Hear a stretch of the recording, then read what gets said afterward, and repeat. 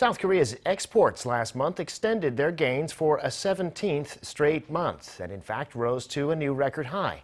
Outbound shipments came to more than 63 billion US dollars, but imports were also at a new high, resulting in a trade deficit. Suk-hyen reports. South Korea's exports in March hit a record high, marking the 17th straight month of growth. The Trade Ministry on Friday said exports last month amounted to 63.5 billion US dollars, up more than 18% on year, recording the highest ever monthly value. The growth was mostly attributed to strong demand for semiconductors and petrochemicals. Outbound shipments of semiconductors soared 38% to an all-time monthly high of more than 13 billion US dollars, while exports of petrochemicals rose nearly 15% to a record high of $5.4 billion. Other export items, such as petroleum products and displays, posted significant growth as well.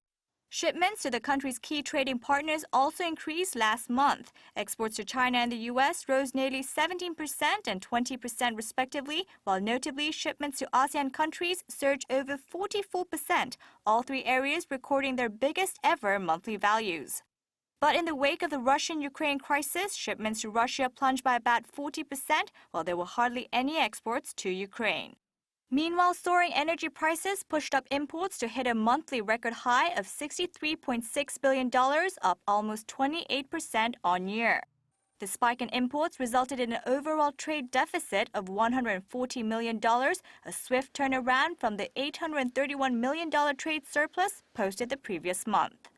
This comes as South Korea is heavily dependent on imports of energy, with imports of crude oil, gas, and coal hitting a record high of $16 billion last month.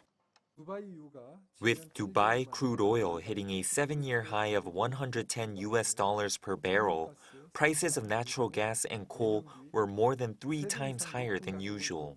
So in March, imports of the nation's 3 major energy sources rose to $16 billion, up more than $8.4 billion from a year earlier. The Trade Ministry vowed to take measures to keep the export momentum going by supporting exporters to help them manage the current risks, such as the ongoing war in Ukraine and soaring global energy prices. Suk-hyen, Arirang News.